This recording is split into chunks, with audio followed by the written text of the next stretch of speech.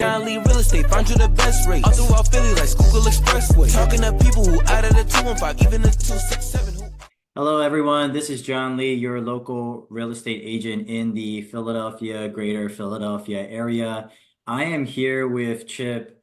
Met Chip actually through a friend of mine, Rose, and he was looking to relocate from the West Coast all the way to the East Coast, and we struck up a conversation, and I will actually allow him to introduce himself. So, Chip, if you can give our audience a little bit more information about who you are, what you do, and why you're here.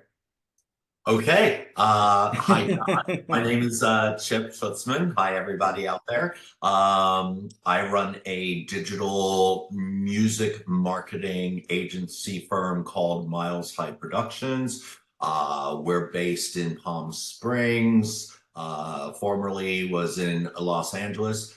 I'm a former Philadelphian. I am looking to come back and reestablish my roots after 35 years of being gone. Let's see. And yeah, we work with music artists, all different shapes, sizes, genres, age, demographics. I've been doing this for about 20 years now. So yeah. For our audience, you actually own this company, correct? You are the Correct. CEO of the company. You have employees that you have to handle. So, like, let's kind of backtrack here. Let's start from the beginning. Like, how did you get into the business? Like, what inspired you to be in it? And what is your story? Sure. I've always wanted to be in music as early as I can remember. I got my first vinyl record player on my second birthday. And by the time I was 5, I probably had about 1,000 records. Oh my gosh. Okay. Throughout the years, I amassed music of all kinds. My parents would go to swap meets and bring me home Farmer in the Dell to Russian polka music to flamenco music to Bob Dylan. So everything else in between, I was a sponge. I soaked it up at an early age. I think I became interested in American pop culture music by the time I was 5, and I was starting to follow the Billboard charts, music charts by the age of 6. So every Saturday, the charts would be released in the record store. This is back in the day. There were record stores back in the day in Pennsylvania that I would go to, Sam Goody, Tower Records, places like that, where you could basically like see all these 45s offered of the top 20 songs. And with my weekly allowance, I bought as many as I possibly could. So I definitely was a hoarder of music. Even sometimes music I didn't even care for because I knew somebody else appreciated that. So I wanted to find out what was it that drove them to like that song. Sometimes I found my answer, sometimes I didn't. So, but yeah, I think that's how I got in. I've been in music ever since I've been, 15 years old. I started at my first radio station, WCOJ in Westchester. Oh wow. Okay. And then kind of like worked my way up the ranks. By the time I was 16 or 17, I was doing board op work at WMMR, WYSP. In my college years, I worked at Power 99 back in the day. I think that's still a That's station. still around, Power 98.9. Yeah. I mean, it's not called Power 99, I don't think anymore, but I know exactly what station that is. Yeah, it's still around. Yeah. It was a big station back in the Yeah, a day. lot of hip hop music, rap culture. Yes. Yeah, yeah, yeah. Quiet Storm, Yeah. mellow Motley. R&B Yeah. music, which was huge in Philadelphia. So yeah, just like, the thing I loved about Philadelphia was that it wasn't just all rock, it wasn't R&B only. There was all these melting pots of music that I was exposed to living in Right. the Philadelphia area. Um, I basically I started out in TV actually, not in music after doing a couple radio stints in between my sophomore and junior year. I moved from Philadelphia to New York, got a job at CBS News. It was supposed to be just for the summer, being like a gopher, a page, a administrative assistant. That gig ended up being 2 years long. Ended up working in the morning news as an assistant for Maria Shriver, who was the morning news anchor back at the time. We're talking a long time ago, and helped with a TV show on CBS that is still running to this day. This show is called 48 Hours. It started when I was there, so it was a good time to be in the news industry there. And then after that, I moved back, finished at school at Temple, and then moved to Los Angeles in the early 90s with hopes to work at a record label. Almost did, but kind of shifted gears into the live music arena. Worked at a startup club. Today, it's very well known. It's called House of Blues, but I was there when it was a startup company. I helped work in their digital division back at the time, which was early on in the internet age, probably in the early 90s, mid 90s. And there we did what you know today as the world's second live stream. We used to do live streams, internet broadcasts. So my job was to create strategic marketing deals with America Online at the time, Apple, Microsoft, and then work with third-party companies like MTV, VH1. These were stations at the time playing music videos all the time, Yeah. not How about the reality. box? Remember the box? The box, yes, yes. Oh Yeah. gosh, there's a flashback. Yeah. Yes, yes, yes. Yeah. I'm not that young, Chip. I They still were remember those days. they were under the BET umbrella, if I'm not mistaken, or Yes. Well, the box was more of like everyone had to pay in order to yes, watch a music video. And then BET was just like obviously like, hip hop. VH1 was like a mix of like rock and, some pop. And then MTV was like probably one of the most popular ones. yes. But yeah, I mean, I remember the phase of music being so near and dear to my heart because I mean, I wasn't during the record player days, unfortunately. I think that would have been pretty cool, but we were in the phase of like burned CDs, right? Like Napster and LimeWire and all the like, illegal ways of downloading music. But the albums themselves, if you liked one song, it's not like what it is today, where you go on Spotify and you play that one song and the artist makes money off of it. You had to buy that whole entire album to truly appreciate that artist. And you listen to that favorite song, but you also listen to every single song in that album. And for me, that era was hip hop.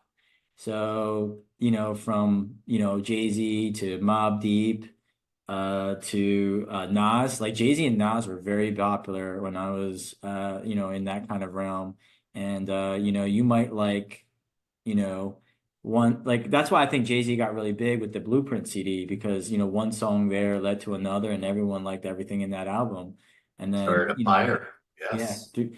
And then later down the line, it was like what 50 Cent. 50 Cent really had a great album. Eminem, obviously. But then there are some artists that like I was surprised that you've been working with as well, like Yellow Card. I think I mentioned to you this Yeah. off record. I was like, man, I was into that kind of music too, like Good Charlotte, Yellow Card. We developed Um, all these bands at House of yeah, Blues. yeah, They were doing their first, like one of their first gigs at the yeah, time, like before they even released their first album. yeah. We were working with Yellow Card. We were working with Tupac before he That's blew up. crazy. Yeah, We that's worked with Prince many times, so seeing all these great artists come through the venues, it was a really exciting time. One night it would be Paul McCartney coming in the venue, the next night it would be Bob Dylan, the next night it would be Madonna. So it was always like you never knew who was coming in. yeah. And we used to have these things called Blue Mondays where you pay $10 and you never know who's going to He's gonna show up. come. That's so dope. And Prince showed up, Bruce Springsteen showed up, Yeah. Bon Jovi showed up, Tina Turner showed up one night. So, you never knew what your $10 was going to buy, but you knew it was going It's to gonna be something good. It's gonna be something something good. good. This is before the days of $100 concert tickets, by the way. Yeah, yeah. So you've worked with so many influential people from a whole variety and gamut of artists. Like, what are some notable ones that really stick out to you? And what were some of the ones that you really enjoyed as far as working with, or like any kinds of like experiences that you had with I them? can go on and on. I can do I a whole podcast just on that know. one question Yeah, of just the greatest hits, so to say. yeah. Um, from working with Britney Spears on her very first online interview, Oh, wow. to Okay. working with let's see, educating the guys from Coldplay on what a live stream is, and then having them do their very first live stream from Wow. Vancouver when Parachutes first came out. Working with Eminem on his first House of Blues appearance. He actually had Dustin Hoffman dress up. It was for Dustin Hoffman's child at the time, a birthday party. So, seeing these things, I've worked with 5,000 artists, so it's hard to pick out one Yeah. single one there. Working with Madonna on her Confessions of a Dance Floor album. I working with Ozzy and Sharon on Ozfest, several tours with them. It's been a great ride working on the management team of Heart for 22 years. Um, Helping work with Elton John and Barbara Streisand's website, remodeling back in the early days when things were very expensive to do a website. Yeah. I think Elton's was $1 million at the time. Jeez. Okay. That we helped construct his fan club online. I was really big into developing fan clubs for a bigger named artist back in the early 2000s to kind of help establish a revenue model for artists online. Hmm. Um, Hmm. Exclusive merch to meet and greets to their own private customized chat board for members only, paid members only. So developing kind of like revenue models that were more online specific to artists. I think artists were looking for something like this in the early 2000s. Okay. So Chip, like for our audience, and I don't think we like got into the detail of it, but what's like a daily, like what exactly do you do? Like just for our audience, like give them a brief synopsis of like what a daily a routine or what your job would be like, and in simple terms, what do you do with working with these artists? Obviously, you have a lot of background in television all the way to working with radio, and how do you use these skills to promote these artists and some of the platforms that you're using to promote them in?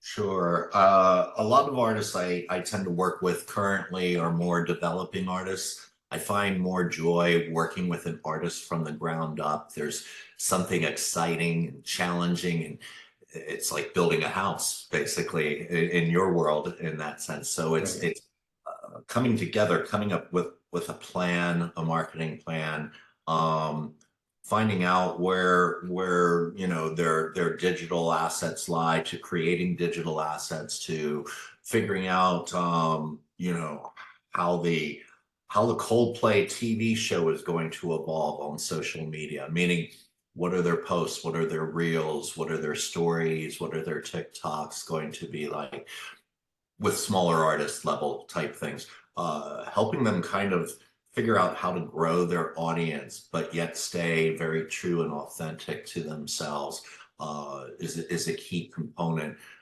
Basically, strategy, content strategy, image strategy, from a PR perspective.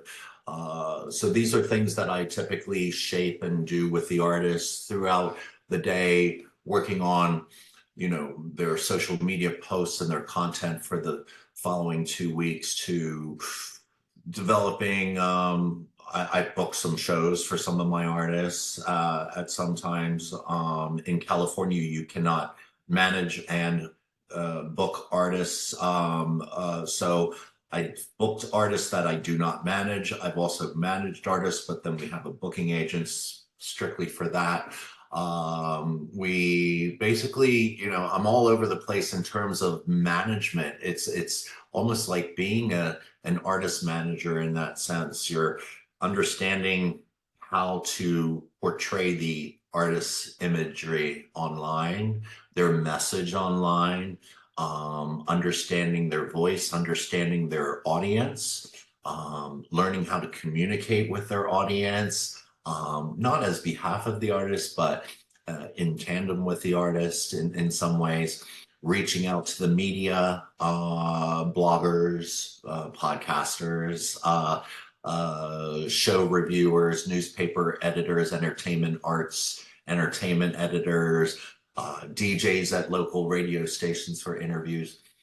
I'm interfacing with all these different types of folks, video editors for a new music video. So it depends on if it's a tour, if it's a video, if it's a new album, if it's a new single, or if it's just artist development that the artist is going to plan on putting out a series of 4 or 5 singles over the next 6 months.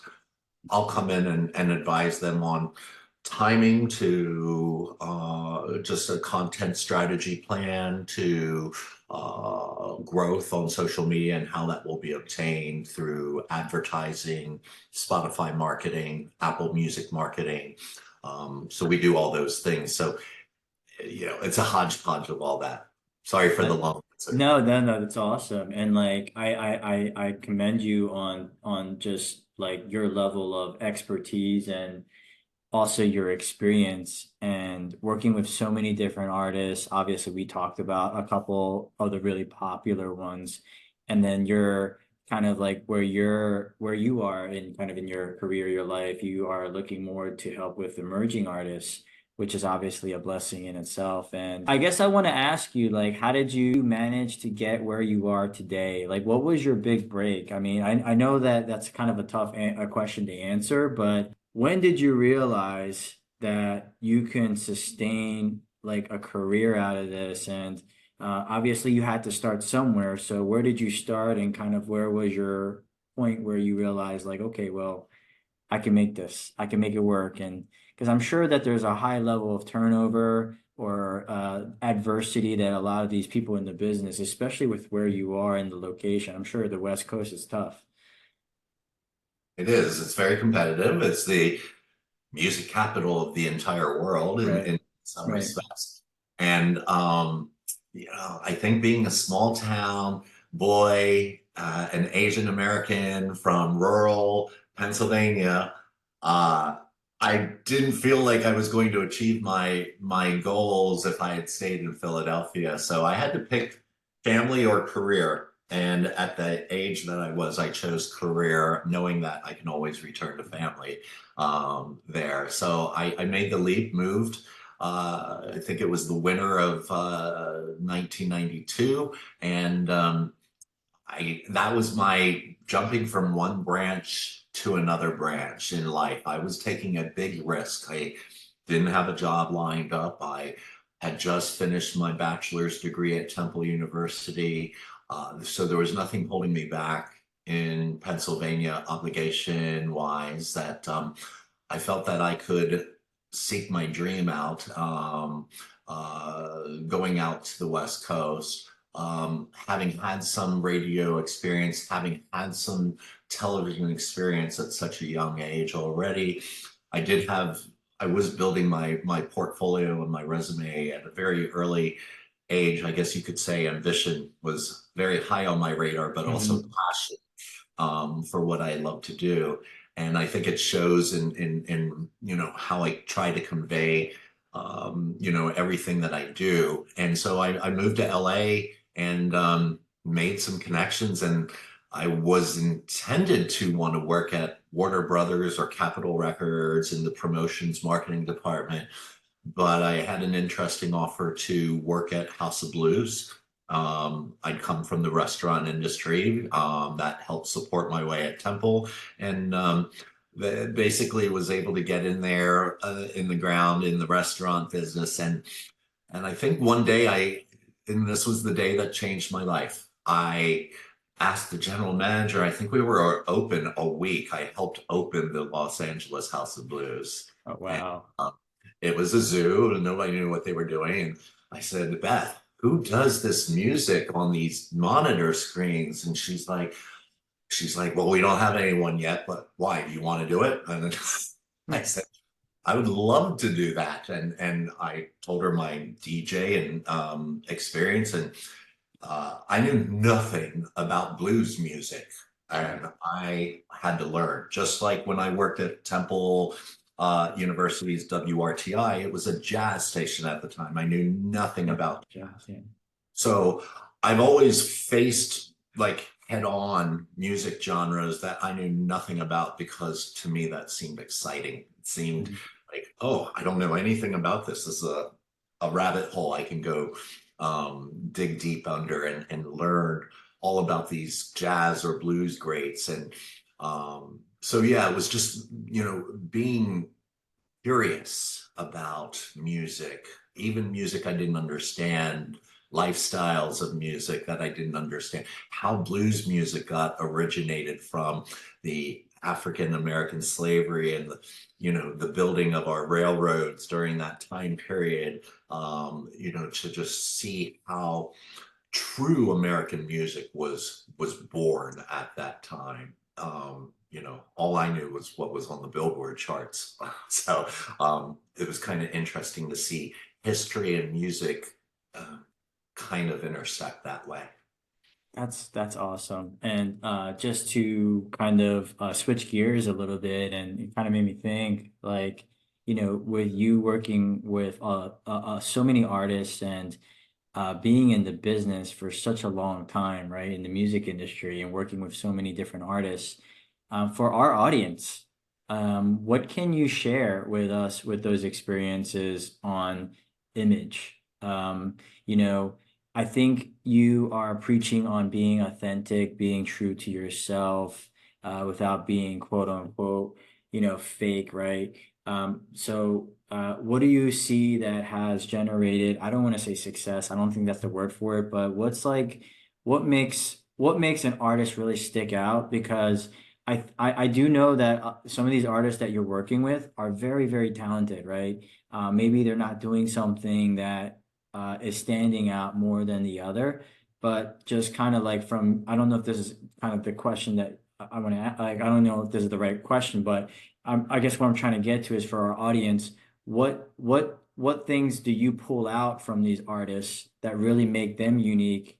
And what are some things that we can take from this when we are trying to either promote our own business or promote ourselves as people? I think it's understanding a person for who they are and not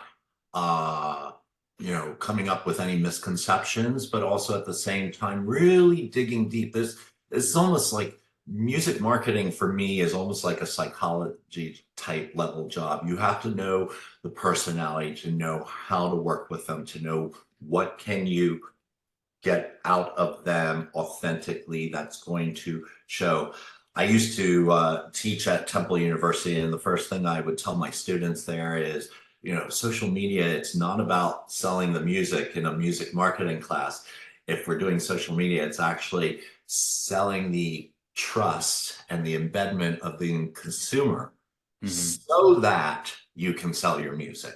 So there's a prerequisite that actually comes involved with that. And so I think a lot of artists are too stuck in their own bubble to maybe be raised on traditional media imaging values to say, oh, I've got to look a certain way because that's what TV trained us to be. Oh, I have to say certain things on radio because, that's what we're doing. Social media has kind of broken some of those boundaries to some degree. And we see and hear things we want to see, and we see and hear things we don't want to see. And I think, what I try to tell artists is, don't fake it. Don't push and be something or someone that you're not. Don't compare yourself to Bon Jovi or Bruce Springsteen. Be you. Be your own music. You're not a Bon Jovi cover band. You're not, you know, an Elton John wannabe. So who are you? Who do you want, you know, what do you want the world to take out of you? But what do you want the world to take out of your music? The lyrics, the subject matter. Is there a theme to the album that this is made from that would give listeners a better insight to understanding mood, tempo, feeling to that? Music marketing is so emotional. So it's very different from other types of marketing of products where this has much more of an emotional stake involved in it. And I think that's what makes artists or artistry so different, because it does have a beating heart behind the music or behind the message. It makes people cry, it makes people laugh when you hear a certain song. When you hear a song you haven't heard from 20 years ago, it takes you back to a certain time. Right. It's hard to find other products that are similar to that kind of, that can give you that kind of emotion with that. Yeah, and I mean, really to piggyback off of that, I mean, what are you finding some artists doing as far as making mistakes on that? Like, so is it because they want to be the next Bon Jovi and they want to be the next But Prince or Ellen John, like because they are successful, they just want to emulate that? Or is it insecurity? Like, what is it? Is it a combination of both? Like, what are you finding a lot of these emerging artists like doing wrong, as far as like what their perception is versus reality? okay, because I work and I've worked in the industry a long time, I tend to skew a little bit older with my demographic in the audience. I tend to specialize more with artists that are, let's say, 35 and over, 40 and over. So if I have, let's say, an artist who's been a jazz player for 25 years, he's a 65-year-old African American Mm. and doesn't have good savvy technology experience, I wouldn't want to recommend him to get on TikTok. Right, Um, and this is what I mean. Like, there's artists like that that say, "Oh, I've got to be on TikTok." No, you don't. That's right, not your world. That's not your audience. That's not your cup of tea. Unless you could give them trumpet lessons on TikTok and then develop sort of. And so there is a place. So it depends how you look at it and depends how you view it. In terms of platforms. But when it comes to personality, I think it's artists overthink that the content they make on social media has to be perfect, like a recording, like being on TV. And I think what social media is, it's more forgiving. People want to see a human side. They want to see you mess up in the studio. They want to see you, you know, take a trip and fall, in terms of just not being so perfect about things, because we've all seen nobody's perfect. And I think you know everything that you see on TV is given to you in that kind of manner. In some ways it's all pre-constructed, it's all manufactured. So if Brittany is going into the studio, she's auto-tuning. Is it really her voice? Is it really her vocals, or right, is that the work of the producer adding some Botox to the vocals there? So, right. And I think you hit so many chords in my mind. And one thing that I can think of is I went to a real estate conference this past summer, and the speaker, he was talking about Jars of Clay, the band. And Jars of Clay is a Christian band that um, I've worked they with. yeah, they still sell records. And the reason why he said that they still sell records is because he was advised by I forgot who the leader of the band is, but the leader of the band was advised by someone to just do local shows. Like, hey, just do a lot of local shows, get a lot of local visibility, and everything as far as what they built was all through the local circuit, and it exploded. And they didn't need TikTok. They didn't need, they didn't need, all these crazy outlets that are out now. And obviously, those things definitely help. But, I think traditionally, and I'm not in the music business, but the illustration that he was trying to say is traditionally a lot of artists trying to get big, right? They tried to put the cart before the horse, and a lot of the times they they don't see the forest. They only see the tree. And I'm giving you a lot of these, like, I guess, analogies, but um that was one thing I realized and I learned at that conference, because even for my practice in my real estate, I think of that kind of stuff too. Like, I have shiny object syndrome. I'm like, oh, this new thing is going to work, or that new thing is going to work. And if that can be applied to me in my, my real estate career, I'm pretty sure it can be applied to everyone, in their working career, in their athletic career, in their spiritual career, whatever it is. So, yeah, I mean, I just wanted to add on to that because that was the first band that I could think of when you explained it to me. Yes, there's many bands that hone in on geo targeting locally and building their, and I again, this is something I've taught my classes, you always want to make a spiral and go, but you don't want to like take a dot and go that way. You Right. want to build it and you want to massage it, you want to mature it, you want to see it grow. And I think, that's what I always encourage artists to do is, it's easy to take the short road there, but is that going to be the long road answer for your overall career? That might not be the best way to approach it. Of course, of course. And yeah, I mean, there's just so much that we can learn from music. And that's why I think this was such a meaningful interview, because I interview so many different entrepreneurs, athletes, preachers, pastors, like everyone. This is actually my first time I interviewed someone in the music industry, and it is so like you can apply all the life lessons that you've learned, and that I'm picking up on it, and I'm just trying to share it with other people that, hey, you can learn the same things too, even though it's like different professions or careers, and there's a lot of life lessons here. So I really appreciate you sharing that with us, Chip. Greatness is achieved when pursued. Amen, brother. So, but yeah, I mean, I think at this point, I want to just ask you, was there any questions that I might have missed, or anything that you wanted to add or share with our audience? No, it's just, I'm proud to be a Philadelphian and proud to be Korean American and proud to work in the music business and do something I love. I think it's my personal fountain of youth. I'm much older than I come off looking, but I think it's following your passion is one of the greatest things you could do for oneself in that sense. So I'm fortunate that I was gifted and raised by parents that would allow me to see my dreams come true.